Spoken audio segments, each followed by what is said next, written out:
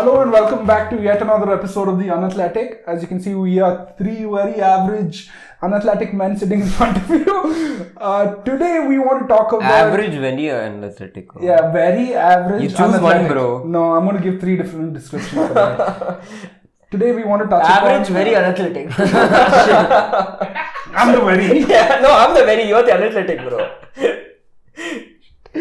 Okay, today we wanted to talk about the state of cricket, especially Indian cricket, and we're going to touch upon all the three different formats that we're playing in.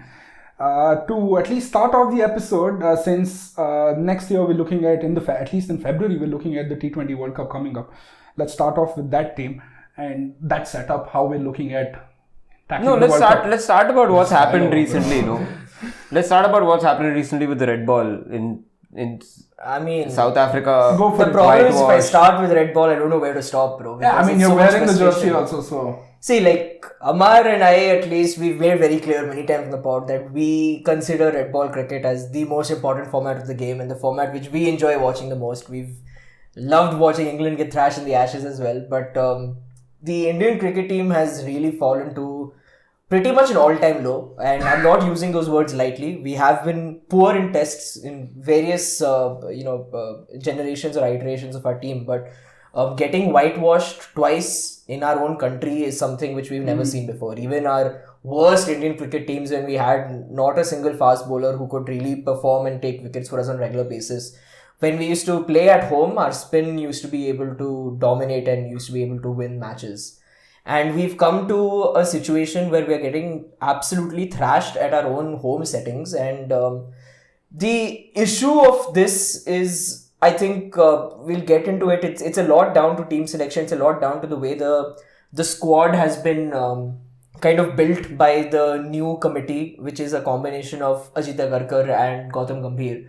But I think also we have to acknowledge the fact that our batsmen are not good at playing spin anymore. We used to take for granted the ability to play spin in our country, and the current set of batsmen we have are just not up to the mark compared to what other players are doing. And you can make the argument that our spinners might not be as good. We've been enjoying the golden era of Ashwin and Jadeja just destroying teams at home.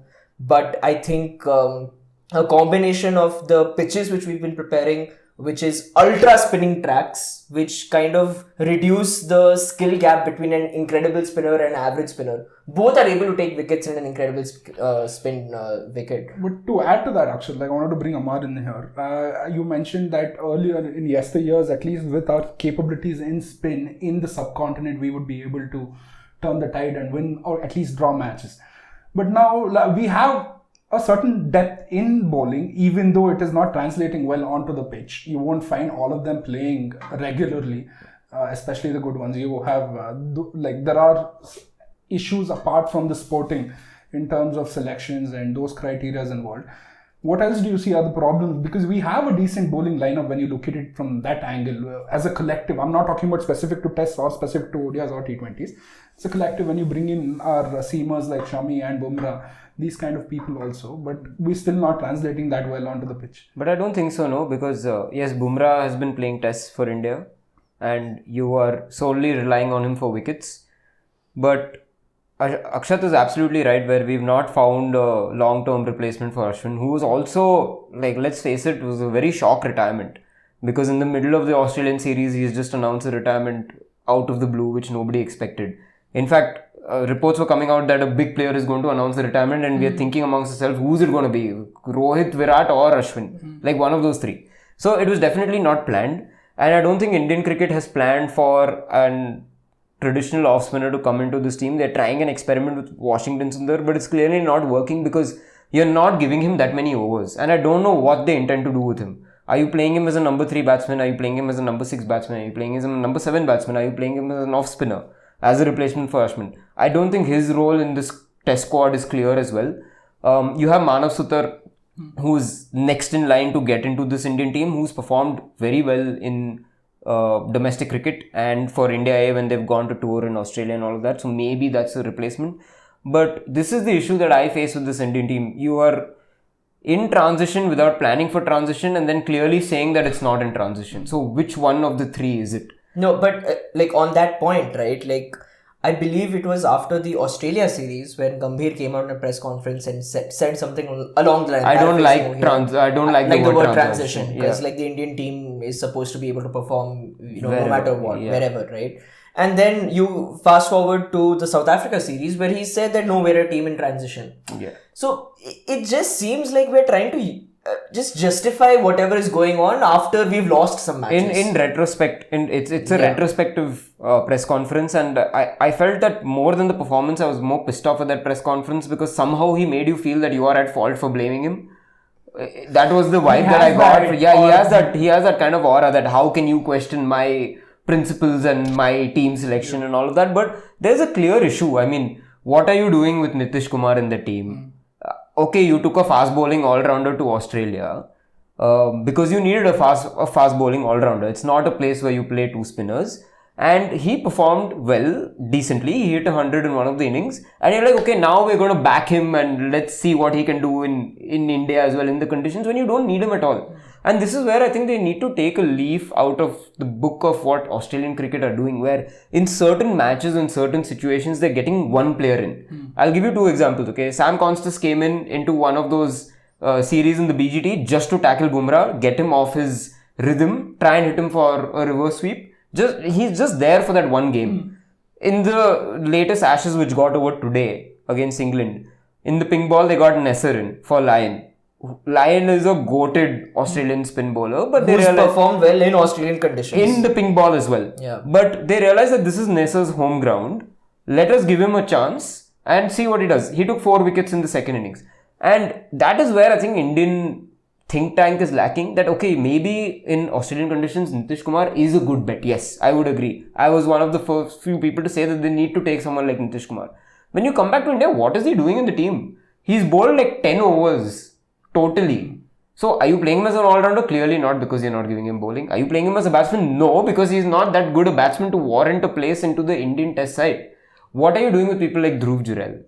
There are many names on this list which throws off the balance of the entire team. So, according to you guys, the majority of our woes can translate into how we're structuring the team as well as specifically to those situations. I definitely agree with that. I think Akshat has a different opinion where he's saying that the players are not adept to playing spin and the Ranjis are making pace-friendly pitches where the batsmen are not able to face spin bowling. And I agree to that, because if Ajaz Patel can come and destroy India in a 3-match test series, yes, we are not playing... There's something clearly wrong there. We are not playing spin that well. But again, I think it comes down to selection, because there are 3 to 4 players that I don't think warrant a spot in this Indian Test team at all. And then that puts a lot of pressure on the people that are already there. So now yes, you have KL Rahul, you have Rishabh Pant, who I would say are the experienced members of this team. Jaiswal is just coming up and he's a massive talent. But after that, there is absolutely no middle order. You are relying too heavily on people who are inexperienced. When you mention these names, I'm sorry to cut you off, Akshat. Compare it to the team that we had in the test format around 3 to 4 years ago. So there's a stark difference in quality. Yeah. Not just the personnel over there, but if you have your marquee players as your KL Rahul and Rishabh Pant, who by no means are average players, they're very good players. No, I would definitely count KL Rahul. Count KL Rahul as compared to the team that we had under Rahul Dravid 3 years ago, 4 years ago, there is a stark difference. So see, this is where I have a slightly different perspective, right? KL Rahul, I don't think is an incredible test player. Exactly. If someone has played those many innings and is still averaging below 40, he is not an incredible test player, right? Rishabh Pant is very good at his role. But what gives him the freedom to play that role? When you have stable, steady people. When you have someone like a Cheteshwar Pujara who's going to play that anchor, and then Pant can come in and do what he does and be destructive. You're putting the responsibility of handling that entire innings on someone like Pant. Well, again, Pant is a damn good player, but this is not something he is used to, right? It's not even his personality. Yeah. He's not going to be that guy who's going to buckle down and defend. That's not him. Steady the ship and get it to shore. That's not him at all. So, what Amar said previously about What I was going to say about the Ranji format now being more suited to fast bowling, right? That's a plan. That's a plan that, see, we started winning abroad because of our fast bowling. Yeah, I mean, so we need to start building pitches which allows our fast bowlers to shine and develop their skills. The pain points when we were growing up watching cricket in school and so was that we'd somehow managed to win in the subcontinent region. Correct. But anywhere outside we step foot, we'd get our asses handed and then we'd come back. Yeah, but you also have to see that if you don't balance that approach, right, what happens is that you're trying to develop those fast bowling pitches, right? And as a consequence of that, you're developing your batsman skills in dealing with pace. But at the same time, you're not giving these batsmen the horrible conditions they have to endure when facing spin, which is what you're seeing as a consequence right now. Because when we went to England, for example, we drew in England, which is a good result. 2-1, no? Yeah, 2-1, which is a good result. But we've lost 2 series at home, which is a whitewash. And it's England, bro. yeah, okay, like fine, whatever. I agree with what you're saying, but the issue is that if you need to have a grassroots approach to build a balanced team. Do you think that is the issue with Indian Both. cricket right now? Or Both are. So what is? I think the selection is 100% wrong. They are getting the balance of the team completely wrong. But I also want to bring this point in, right? We are saying that we are not playing Sarfaraz. We are not playing Abhimanyu Ishwaran. We are not playing... Karun Nair also. Fine, Karun Nair also. Wait, one sec. I'll just say, right? Getting these guys into the team at this point of time is in no way going to bring us back to the level we had set with an Ajinkya Rahane, with a Cheteshwar Pujara, with Virat Kohli. It will take time for us to get there. We are far off. But what you are saying, I'm going back to what you said a minute ago. So you're saying that we are stranded in a place where we are trying to adapt and adapt to the natures outside India. But in that sense, we've lost our identity in terms of tackling spin as well as... No, I don't think so. I think there's just the Indian think tank at this point of time does not know what they want to do. I agree. They want to put different eggs into different baskets without prioritizing one. If you want to build up your fast bowling repertoire, take care of your fast bowlers. Why are you letting Mayank Yadav play the IPL and not play anything else? We don't even have to go to Mayank Yadav. You see the treatment of Mohammad Shami. You see the treatment of Mukesh Kumar. You see the treatment of all of these guys who've been given like a few games here and there, but are not really given the chance to flourish into the team. Right? And there are a long list of players who BCCI have not even been able to take care of. Mohsin Khan, Avesh Khan, Mayank Yadav, all these are express fast bowlers with injury concerns, and you need to manage injuries of fast bowlers. No, like Amar, let me tell you this, okay? Like when we had our golden era, or when we were dominating home and away, right? You had Ishant Sharma, you had Umesh Yadav. These are the kind of players who used to get you your wins in away conditions, right? We know for a fact that Shami is aging. He's not going to be able to play every single test series, all of the games. We know for a fact that Bumrah is not going to be able to play a 5-match series. There's no chance. It's something that we've learned to deal with. Right. So no matter what happens, you are going to have to get other players to play. Right. Now it comes to the selection. Who are these other players you're getting in? Right. You had someone in the form of Akashdeep. Akashdeep played quite well in Australia. He might not have been at the top of the wickets column, but in Test cricket, if you're not taking wickets, you have to control the game. You have to make sure that you're keeping it tight on one end, frustrate the batsmen so that they make mistakes when a change of bowler comes in. That was what Ishant Sharma's role in the team was. He never used to take wickets in 4 wickets in a match, 3 wickets in a match and all. He'd pick up 1 or 2 wickets over here, but he kept it tight. We are now selecting people like Prasidh Krishna, and Prasidh Krishna, we are over here criticizing Prasidh Krishna. That guy got purple cap in IPL. It's not a joke. It is not a joke. He's a good bowler. But are we really building a test squad for skills required in the red ball format? I don't think so. Based off IPL results. And that's the same argument with Sai Sudarshan. I mean, what has Sai Sudarshan done in first class cricket for him to warrant a place in probably the most difficult batting position in test cricket, which is number 3? Because you are going to be facing either one of the two things. You're either going to be facing the new ball, or you're going to be facing semi-new ball, or you could be facing the old ball. It could be anything. right? If you're coming little later down the order, yes, most likely you're going to be facing the older ball. You need a person with skill sets that are like Australia have Labuschagne as number 3. England have Ollie Pope as number 3. Like, these are really good test batsmen. What are you doing with Sai Sudarshan? And why has that happened? No, but okay. Since you mentioned Sai Sudarshan and first class cricket, so I'll change the direction a little bit there. How does that translate? If you could give us some views in terms of how your performance in first class cricket and the Ranji, whether it is translating directly into your. Look, I'll tell you what has happened. I'll tell you what has happened. Okay. Sai Sudarshan has had a wonderful IPL season where he's played the IPL in the most non-traditional IPL way right now, which is going out and hitting. He's played classical shots, he's played the cover drives. And they're like, wait, this guy's scoring a truckload of runs, playing classical cricket, let's integrate him into the Indian test team. But it doesn't work like that. No, I get it in that example. But generally speaking, because the Ranji and the first class cricket setup is supposed to act as a backbone for you to find the players who can make the step up to first class cricket, like first team cricket, the main national team. Is that happening in this current No, it's not. They gave a shot to Karun Nair based on his domestic performances, but they played him in England. Like, he spent a lot of his career playing in India as a first class number 3 test batsman. If you're backing him for England, back him for India too, right? So that is the point which I think I want to like a little bit spend some time on, okay? Because it's not even about getting the right players in.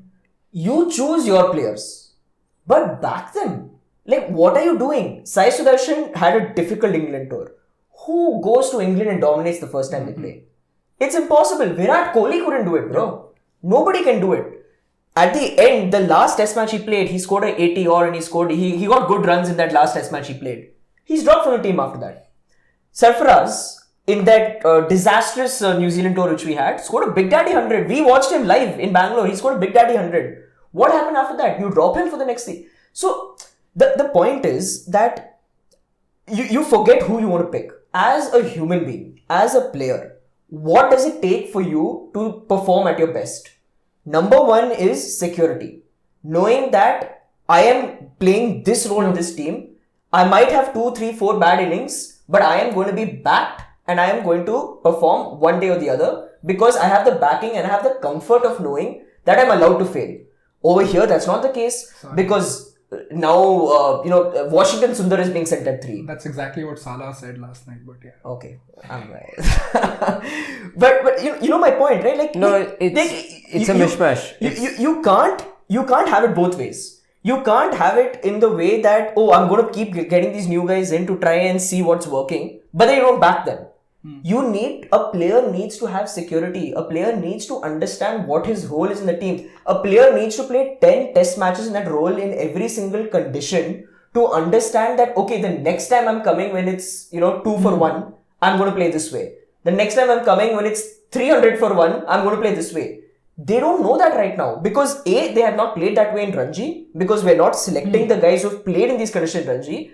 And B, the people who are actually in the team have their roles changed so often. You're talking about Karun Nair. Karun Nair batted at 3 and at 6. Washington Sundar has batted at 3, at 5, at 6 and at 7 in test matches. When you send him at 3, the next time a team's under pressure, what do you expect from him? He knows that if he doesn't perform at 3, he's out the next test match. It just does not work like that. You cannot manage your players in this way. Players need clarity. Players need security. Your job as a coach is to get the best out of the people you have chosen. People you have chosen is wrong. I think we both can acknowledge that. But the players you have selected, manage them properly at least. At least do that. That's not happening today, bro. But is that all down to the coach, or we can talk about the selection committee and? I think it's all intertwined. I mean, the coach has a big say in what the selection committee does, and the selection committee takes a lot of advice from the coach on the team that he wants to build. And on the flip side of what Akshat said, that they are not backing players, I think they are backing players, but in a selective way. Like, I will back you, but I won't back you. And I don't think it works like that. It's like Gambhir going and telling Washington Sundar, listen, you're going to be in the team. I don't know what you're going to do. Yeah. I don't know if you're going to bowl. I don't know if you're going to bat at number 3. I don't know if you're bat at number 6, but you're definitely in the team. And that, I think, is even worse. There's no clarity, bro. There's no clear classification of roles and defined scenarios where each of those players come Look, the reason why we were a very successful red ball team was because of certain parameters that we are going to go for 20 wickets. We are going to have a number 3 batsman who's going to tire out the bowlers. Like if Hazelwood and Stark are running in, run in for 10 overs. After that, we'll score runs because Cheteshwar Pujara is going to block or leave anything. If it has to hit his body, it'll hit his body. From 2, 3, 4, 5, we'll capitalize. And then on 5, Pant will come and destroy it. Exactly. That's when Rishabh Pant can come and start hitting them. Right? That's when Kohli can come and start getting those big daddy hundreds. It's because there is a certain requirement from your number 3. From your 1 and 2, it is play out the new ball as much as possible, try to score as many runs as possible. From your 5 and 6, try to move the game forward. There were clear roles that were defined. Now, I don't know I don't think even the players know. Forget red ball. In white ball the other day when KL Rahul was the captain, Harsha Bhogle has asked him like, what are you doing at 6? What are you doing at 6? He's like, I don't know. That was the role given to him. And you could see it on his face where he's trying to tell that, listen, I have nothing to do with this. It was not my decision at all. And if your captain is saying that, I think that speaks volumes of what is going on within that team. And one more thing, like before we move on, I want to talk about is skill development. Okay, because red ball cricket is very much a skill and technique based game. Right, you need to develop a very certain skill set for the role you're going to play. Right, Cheteshwar Pujara cannot bat anywhere apart from number 3. Right, Virat Kohli cannot open at test matches. He cannot bat at number 6 at test matches. These are specialized roles which you have given to these players. You have to develop your technique like that. Now, coming back to the whole argument of how we can play well against spin, how we can't play well against spin. Right, you also have to look at the way the ecosystem has now been set up. Now, I already spoke a little bit about how we are now favoring more pace-friendly pitches at the Ranji level to develop our fast bowlers. Again, we're not selecting the fast bowlers who are playing well at a Ranji level, that's different. But from a batsman perspective, and I still believe the number one reason we're not winning at home is because we can't play spin well. Ajaz Patel destroyed us against New Zealand. Harmer destroyed us when we played against South Africa. And these are 2 names you'll never hear again in your life. No, I mean, Hammer is good. I'm not going to do that. But the point is that, today at the Ranji level, you're doing this. At a domestic level, you have to look at where these players are earning their money. They're earning their money in IPL, and even the ones who are not even reaching the IPL format are playing these state level Premier Leagues, which are T20 leagues, right? Their whole technique is set up to dominate spin by hitting them. In a test match, you cannot do that. In a test match, you have to sit, you have to grind it out. If you want to start talking about technique, we have been speaking about this, the way Rahul Dravid, VVS Lakshman used to play spin, the way they used to come down the track to defend, the way they used to use their wrist to manipulate the field. They used to take the bowlers out of their length and line. Like specifically, like their whole job was not to score runs. It was to stop the bowler from bowling where he wants. And how he wants, Yeah, these skills are non-existent in our current team. And if you want to look at the flip side of it, the way we're developing our spin bowlers, we're giving so much importance to all-rounders in our team. Ravindra Jadeja is a legend. He's doing his own thing. That's fine, right? You're getting Washington Sundar as an all-rounder. You're getting Akshar Patel as an all-rounder. Akshar Patel is a fantastic all-rounder in white ball cricket. In red ball cricket, is he performing the same way? No, he's not. But that's another issue. I felt that Akshar Patel warrants a place in the side because of his batting in Indian conditions Washington Sundar. I'm talking about skill development right now. I'm talking about Washington Sundar.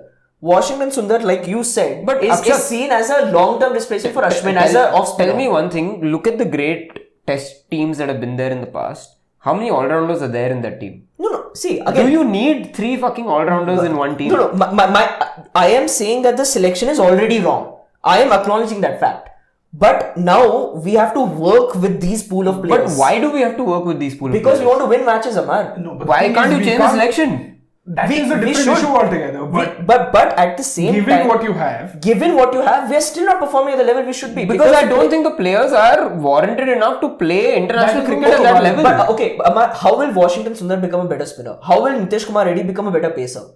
By bowling 1,000 overs, bro. But we're not bowling them 1,000 overs. Are you going to give that kind of backing for Nitish Kumar to try out 1,000 overs and then see if he's good or not? No. If you are backing him, you have to give him 1,000 overs. You have to put him in a situation to succeed. You have to give him a role that Even if you're playing Dish Kumar in the test team in India also, But my question give is him the why? ball and bowl him. My question is why? I agree. You have, of course, we have better options, but once the selection committee and the coach have decided that this person is the way forward and he's the future. And I think that is the crux of the issue.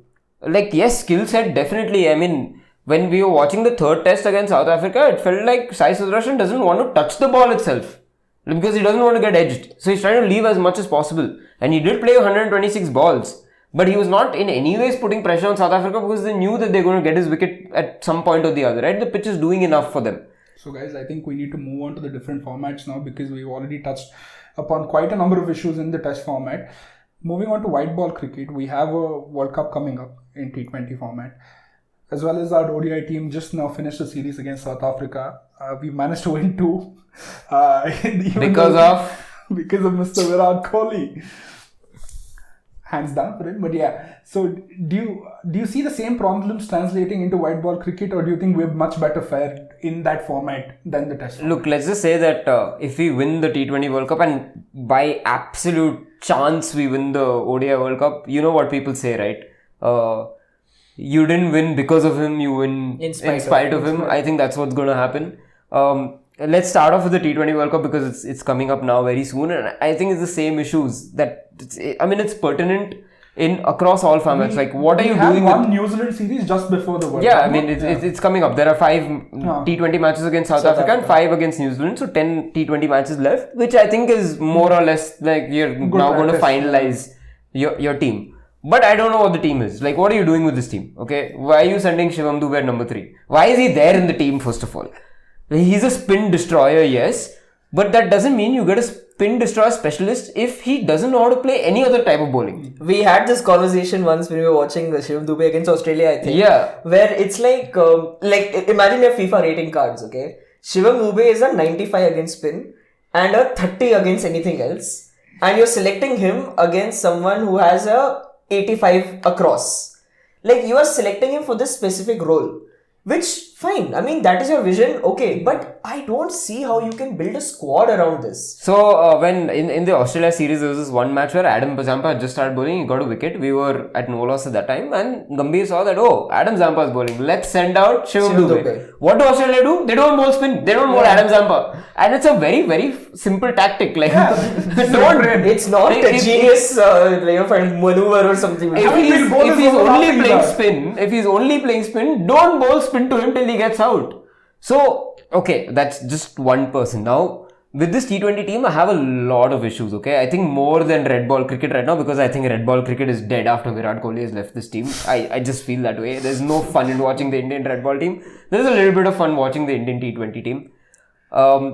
You've backed for the longest time, since the last 2 years, you've backed Sanju Samson and Abhishek Sharma to open, which is great. Like, you have a vision, you want to go attack, boom, boom, boom from the start, let's go. And Sanju Samson did well. He scored 2 back-to-back hundreds. He was doing well. But now, Shubman Gill is the Indian Test captain. He's the Indian ODI captain. He goes to Papa Gambhir and says, Papa Gambhir, I want to play all 3 formats. Papa Gambhir is like, yes, I think you should play all 3 formats. Let's get you an opener spot in the Indian T20 team. And why does Gill warrant that? I don't understand it. Yes, he's had great IPL seasons. 700, 800 runs. There's Sanju Samson already, who I think is a better opener than Gill. Then there's Yashasvi Jaiswal, who I think also is a better T20 opener than Gill. But you've put Gill into the starting line, right? And you've made him vice captain. What does this do? Initially, they started off with Sanju Samson going down the order. He was playing at number 3, number 4. Went at number 6 also once, yeah. Nothing has worked. Then they're like, okay, you get out of the team. We'll get Jitesh Sharma in this and as a finisher. Who's played the last 3 games. Now, he doesn't have that much time to play in Indian colours in those pressure situations. I don't know what he's going to do with the World Cup, but he's an RCB legend, so he's going to do well is what I would say. Next, you have already what I addressed with Shivam Dube. Like, what is he doing in this team? I don't understand it. Hardik Pandya is the crux of this Indian T20 team. If he is not playing, our entire balance is gone for a toss. Gone. It's just gone. Because you're playing him as a third seamer who's going to bowl you 4 overs. If he can't bowl you 4 overs, you are screwed. And he is our most destructive finisher by far. Yeah. By far. So again, you've put all your eggs into one Hardik Pandya basket, which is, I mean, he didn't even finish the 23 World Cup, which is why we got We don't talk about that. And then you have the bowlers. Now, yes, okay, let's not talk about Jasprit Bumrah. Let's not talk about Kuldeep Yadav. We'll talk about Harshit Rana, who I don't know how he's playing all three formats, first of all. Actually, we didn't address Harshit Rana. Let's not go there. Yeah. Okay, another person, what is he doing over there? And how is he getting a place ahead of Arshdeep Singh? Genuinely. How? I think the last game is when they played Arshdeep ahead of Harshit Rana, but make it make sense. Arshdeep Singh is a specialized T20 bowler. He's in this Indian setup only because of his T20 bowling abilities, because of his Yorkers that he can bowl, because of the left arm seaming in with the new ball. You complement him with Bumrah. Why are you playing Harshit Rana? Is this what you want to do when you're going into the T20 World Cup? Because now is the time to finalize your team and make them gel together. Not sit and experiment who's going where, Washington Sundar is playing where, Akshar Patel is playing where. I think it's a mishmash of a lot of ideas which the only one that has worked is because of Abhishek Sharma. Yeah. But in spite of all of this, you still think that we're going to make it far? No, okay. Here's my because we're playing in India, yes. No, it's not just because that. It's the difference between bad selection in Test cricket versus bad selection in T20 cricket is that because of IPL, our horrible team in T20 cricket is very good. And I think that is covering up a lot of the deficiencies which we are seeing in terms of squad balance and selection.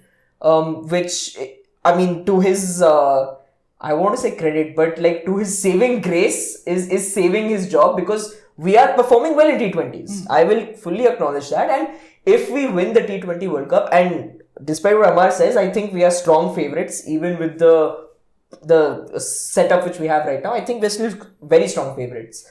But it's the core issues still remain, where you are trying to make this team full of these players who can play everywhere, rather than telling everyone, here's your role, here's your role, here's your role, here's your role, right?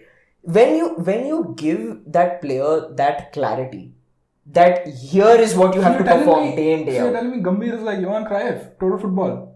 No, it's the total football concept that cannot exist in cricket. It cannot. It just cannot exist in cricket. I think the main issue with this T20 side that I have is why are you changing the batting order so often? Yeah. Okay, yes, in certain situations you want to send a person up, that's well and good. But there has to be clearly defined roles. I don't even know what the role of Surya Kumar is in this team, and he's the captain. Is he playing at number 3? Is he playing at number 4? He's not performing anywhere. How many chances are you going to give him? Go get your Big Daddy hundreds against Hong Kong. When the time comes, he's not able to do it. And I love the use of the word Big Daddy across this episode. I mean, Big Daddy hundreds for Surya Kumar is there. In T20s, he can do it. We've seen it in the IPL. He's a destructive player when it comes to non-pressure situations. Exactly. And this is something which we have known for years now.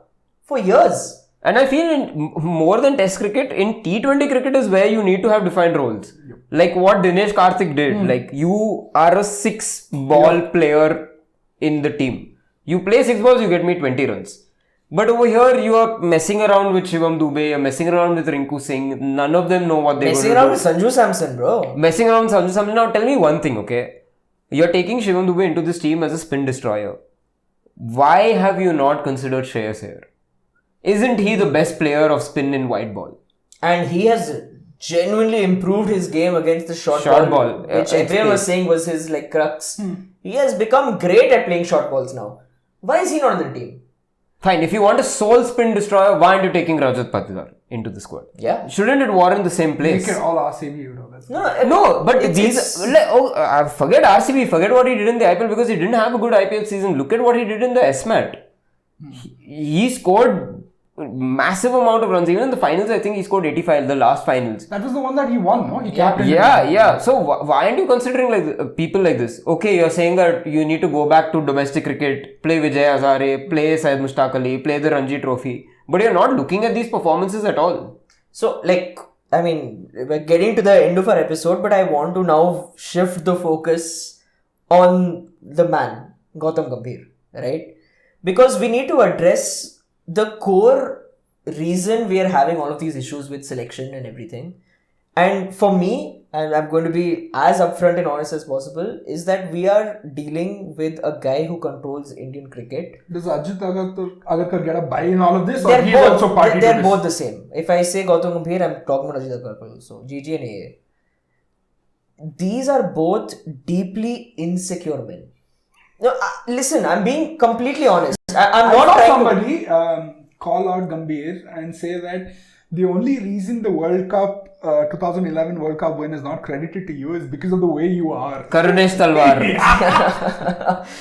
No, you said it is amazing. Yeah, that's a good reel. And that is the most real thing that anyone can say, that you're not a good person, bro. People don't like you. Okay, let's take it all back. Let's say like things as it is. Let's call a spade, as they say, right?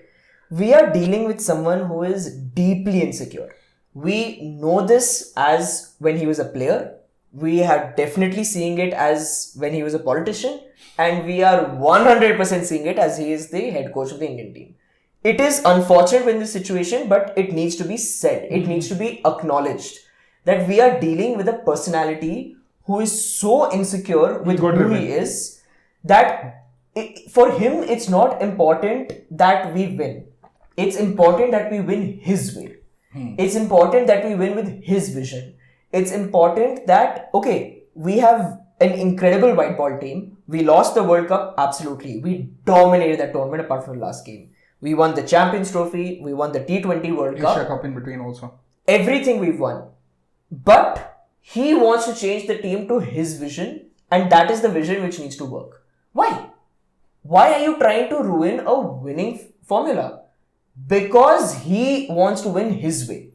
That is the core issue. You talk everything about the way he's selecting people and all that. The core issue is that we're dealing with a personality who is so insecure and he wants... There's this saying which people have, right? Where you have to be humble in your victory and you have to be graceful in your victory and humble in your defeat. Yep. He's the opposite in both. When we win, he's like, he gets all fucking, like arrogant and all that. Yeah, of course I won and all that. When we lose, he's like, oh, you remember I won the Asia, the same team, I won the Asia trophy under me. No, the thing is, I just saw someone tweeting saying that Gambhir eventually in a press conference will say, I won the toss after 22 times. So this guy is clearly putting himself and his own ideals ahead of the success of the Indian cricket team. And the best example of this, right, is his quote after the ODI format. Now, one very important thing which a coach has to do is man management, right? I'm going to read his quote after the ODI series. He said, this is after people told him about Kohli and Rohit's performances, right? First, you got to realize that the 2027 ODI World Cup is 2 years away. It's important to stay in the present and that young boys coming into the setup grab their opportunities. Why are you saying it? It's not directed. It does not make sense to the question that was asked to him. It's very simple, right? The same answer you format in a different way. Saying that we are lucky to have these two great stalwarts who are leading the way for our youngsters. They are setting the benchmark which the youngsters have to achieve to get into our ODI team. Akshat for head coach. Thank you. It is the exact same message but delivered in a way without ego. In a way where you are not accepting, a little bit of, I might have gone wrong in trying to push these guys out. Because you know for a fact that if Rohit and Kohli did not perform this ODI series, they would be kicked out for sure. Yep. The thinking of this man is wrong. The way this guy is trying to dominate the cricket with his ideology is going to be to the detriment of this team. And like I said, we might get lucky because our T20 talent is so good that despite his decisions, we might still win the T20 World Cup. It does not take away from the fact that this is a man who is so insecure, who wants to put his own vision in front of the team's performance, that it is going to destroy Indian cricket. It has already destroyed. I feel that if we go with the T20 World Cup that you're looking at, in 2027 you have the ODI World Cup. Yeah, I'm coming to that. But I feel that even if we go with 3 teams into the T20 World Cup, like 2 of those teams are going to end up in the finals just because of how strong the Exactly. IPL has made Exactly. our T20 format. Yes. But coming back to Akshat's point, they've asked Virat Kohli to play the Vijay Hazare Trophy to prove himself in the 50-over format. He's playing 2 games in Bangalore on the 24th and 26th December, which I've taken a leave from my dad. So I'm going to go into the stadium and watch the man play. But are you telling You me... get tickets from Shameless plug for everyone. Guys, if you want tickets, go to leave a like, share and subscribe if you want Genuinely, this tickets. guy gets tickets, bro. So contact him. Okay. But let's face it, okay? Are you saying that if Kohli doesn't perform in Vijay Hazare, you're going to drop him for the 27 World Cup? Or his performance is based on, like his selection is based on the Vijay Hazare? Like, come on, dude. Who are you facing? He's just hit 200s, 165 not out against the team that is going to host the World Cup in 27. Shouldn't that warrant a place in the side anyways? Like, I don't understand this. I want to get the superstar culture out of Indian cricket. You need Guys. superstars, bro. Guys, They are superstars for a reason. The problem is, it's India, it's cricket. Exactly. Superstars aren't born there. We make them We make superstars. them, yeah. Like, that's It's a exactly what is religion. coming to. It's a fucking religion, and we worship these guys. Like, I worship Kohli, I'm not shy to admit it.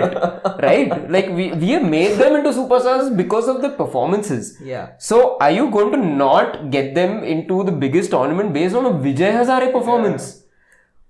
I don't think he's going to be interested in that tournament anyways. Yeah. Like look at the crowds he's playing against. Imagine that innings in MCG against Pakistan where there are like 80,000 people, half and half, pressure situation. You think he's going to get the same kind of environment in a Vijay Hazare game? Absolutely not. And that is when the superstars are made, like performances like that, pressure situations like that. And I just want to bring one more point in the same thing about specifically about Mohammad Shami, okay? Because we've been speaking about the Gautam Gambhir, I want to talk about Ajit Garkar also over here, okay? When he was not selected He said something along the lines of, I don't know where he is or what he's doing. I don't know, like he has not proven his fitness. I don't know how fit he is. And Shami comes out and says, boy, you have to ask me. Yeah. I'm not supposed to come over here and call you and say I'm fit. This same situation, right? Like you take back a few years when Shami was injured and we had a tour coming up in Australia and a domestic tournament coming up in India. What happened was Virat Kohli reached out to Shami and Ravi Shastri reached out to Shami saying that what is your fitness level? He was injured that time. He was like, I'm injured.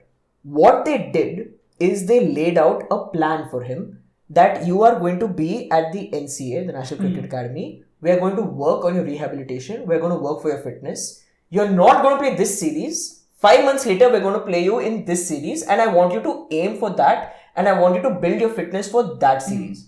Again, you're giving this guy clarity. At least a clear roadmap is You're there. telling him that we are here to help you. You want to get fit, you are not fit right now, we will help you get fit. Your entire mindset is going to be for the next 5 months, I'm going to slog my ass off to become fit for this series. That is how you manage players. That is how you make them believe, you give them a purpose. Yup. Right? Over here, what's happening? You're saying that, oh, he hasn't proven to me that he's fit. Go play in the Ranji Trophy. But he's playing S-Mat right now. They told Siraj you're rested for this series, he's playing S-Mat right now.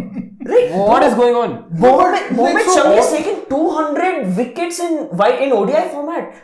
You're telling him to go prove his fitness in But the Smack. way you all are talking about these players who are not in the current setup and they're doing their own sort of things, they are contracted to the Indian national team. Aren't they supposed to, aren't the BCCI supposed to be managing That's all exactly of the them and point. their That's schedule? exactly the point. They're not doing it. And let me just finish with one point, okay? Let me just finish with one point. Cricket is a team sport, but it's also a very individualistic sport. Like you're batting alone, you're bowling alone. The only time that you're playing cricket as a team is when you go onto the field and you're fielding all 11 together. And that's something even Kohli said. And you can see this team environment is just not the same. From what we saw in the 23 World Cup, where everyone was just flying around, enjoying each other's company, clapping for each other, saying they're going to get the medal. All of that is camaraderie. We're just not able to see that. I think the dressing room environment right now is so pathetic that they just, it's not there. And we can see that on the field as well. So many drop catches, Ravindra Jadeja misfielding. Yep. How does that happen? That's not because of lack of skill. Yeah. So guys, we're running short of time, but before then, I have one question to ask both of you. It's sort of a downer, but where do you see this this Indian cricket team going after Rocco? Wait, I have a. No, you I have to a answer. more- Stop directing the host. I have a more pressing question to ask you. Stop directing I the have host. a juicier question to ask you. No, we gotta go, bro. Stop directing the host. Answer this question. Where do you see Indian cricket future going after Rocco retirement? This might be either because of Gambhir's ego before the World Cup or after the World Cup. Bro, That's wait, up to you. sorry, bro. I have a more juicier question to ask you. No. Please answer yes or no. It's a yes or no question. You It's can a yes ask or me no questions when you're sitting in this It's chair. a yes or no question. It's a yes or no question. Do you see Gambhir and Kohli both going to 27 World Cup or either one of them? Yes. Yes. I see one of them. I'll tell you why. You see one of them? I see one of them. I see No, one no, of no. them. I see one of I them. see both of them because Kohli is undroppable. Because, as Ashwin said, I'm going to finish the episode over here. Ashwin said that Kohli being forced into retirement has fueled his competitive juices. We have seen that in the South Africa series. He is proving to be undroppable, which is what Gautam Gambhir fucking No, but deserves. then we both are hoping that Gautam Gambhir. Yeah. Obviously, bro. Guys, be in reality. He's not going to go anywhere until 2027 World Cup. Okay, so I think we have to cut short this episode, guys. You guys be good, guys, and reply to my question about what you see in your future. These two aren't going to. So thank you for joining us for today's episode. It was a fun ride. So do drop your like, shares, and subscribes across all our platforms. We're available on whatever. Who are those 23 people who shared on Instagram reel? Like, there are only 3 of us over here and our producer Abhi. Other 19 reach out to us. We'll send you some dessert. Bye. See you. Bye-bye. Bye-bye.